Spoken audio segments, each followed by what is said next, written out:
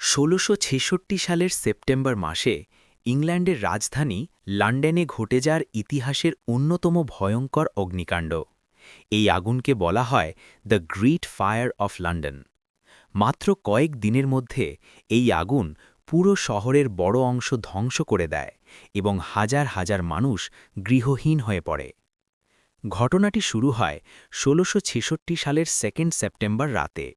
শহরের pudding lane নামের একটি ছোট রাস্তার বেকারিতে হঠাৎ আগুন লাগে। সেই বেকারির মালিক ছিলেন টমাস ফ্যারেনার। ধারণা করা হয় যে বেকারির ওভেন ঠিকমতো বন্ধ না থাকার কারণে আগুনের সূত্রপাত হয়। সেই সময় লন্ডন শহরের বাড়িগুলো বেশিরভাগই কাঠ দিয়ে তৈরি ছিল। পাশাপাশি অনেক বাড়ি খুব কাছাকাছি নির্মিত ছিল, ফলে আগুন দ্রুত এক বাড়ি থেকে আরেক বাড়িতে ছড়িয়ে পড়ে। তাছাড়া সেই সময়ে বাতাসও ছিল বেশ শক্তিশালী, যা আগুনকে আরও দ্রুত ছড়িয়ে দেয়। আগুন লাগার কয়েক ঘন্টার মধ্যেই পুরো এলাকায় আতঙ্ক ছড়িয়ে পড়ে। মানুষ ঘুম থেকে উঠে দেখে চারদিকে আগুনের ল্যালিহান শিখা। অনেকেই দ্রুত নিজেদের ঘর ছেড়ে পালিয়ে যায়। কেউ কেউ তাদের মূল্যবান জিনিসপত্র বাঁচানোর চেষ্টা করছিল, আবার কেউ পরিবারের সদস্যদের নিয়ে নিরাপদ স্থানে যাওয়ার চেষ্টা করছিল। শহরের কর্তৃপক্ষ আগুন নেভানোর চেষ্টা করলেও সেই সময় আধুনিক ফায়ার ব্রিগেড ছিল না।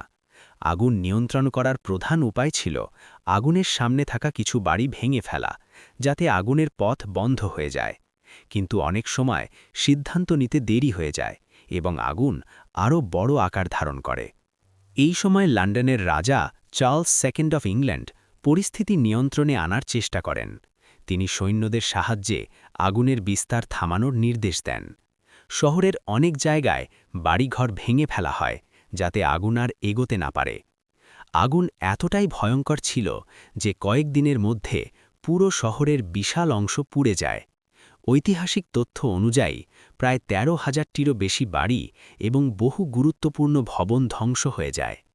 এর মধ্যে ছিল বিখ্যাত সেন্ট পলস ক্যাথিড্রাল, যা তখনকার সময়ের অন্যতম গুরুত্বপূর্ণ ধর্মীয় স্থাপনা ছিল।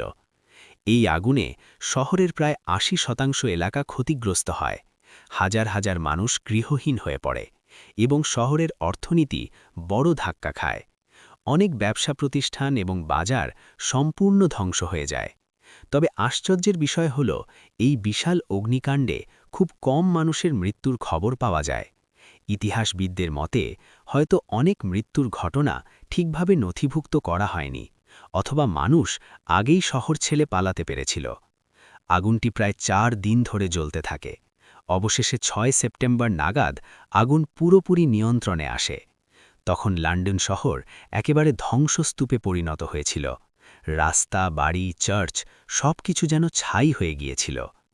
এই বিপর্যয়ের পর লন্ডন শহরকে নতুন করে গড়ে তোলার পরিকল্পনা শুরু হয়। আগের মতো কাঠের বাড়ি না বানিয়ে ইট এবং পাথর দিয়ে ভবন নির্মাণ করার সিদ্ধান্ত নেওয়া হয়। এতে ভবিষ্যতে আগুন লাগার ঝুঁকি কমে যায়। নতুন শহর পরিকল্পনার মধ্যে রাস্তা কিছুটা প্রশস্ত করা হয় এবং ভবন নির্মাণে নতুন নিয়ম চালু করা হয়। এই পরিবর্তনের ফলে লন্ডন ধীরে ধীরে আরও আধুনিক শহরে পরিণত হয়। The great fire of London ইতিহাসে শুধু একটি দুর্ঘটনা নয়, বরং একটি গুরুত্বপূর্ণ শিক্ষা হিসাবেও বিবেচিত হয়। এই ঘটনাটি দেখিয়েছিল যে একটি শহরের নিরাপত্তা ব্যবস্থা কতটা গুরুত্বপূর্ণ। আজও লন্ডনের ইতিহাসে এই অগ্নিকাণ্ড একটি গুরুত্বপূর্ণ অধ্যায় হিসাবে রয়ে গেছে। শহরের বিভিন্ন জাদুঘর এবং স্মৃতিস্তম্ভে এই ঘটনার স্মৃতি সংরক্ষণ করা হয়েছে। এই ভয়ঙ্কর আগুনের ঘটনা মানুষকে শিখিয়েছিল যে একটি শহর ধ্বংস হয়ে গেলেও মানুষ নতুন করে আবার সবকিছু গড়ে তুলতে পারে।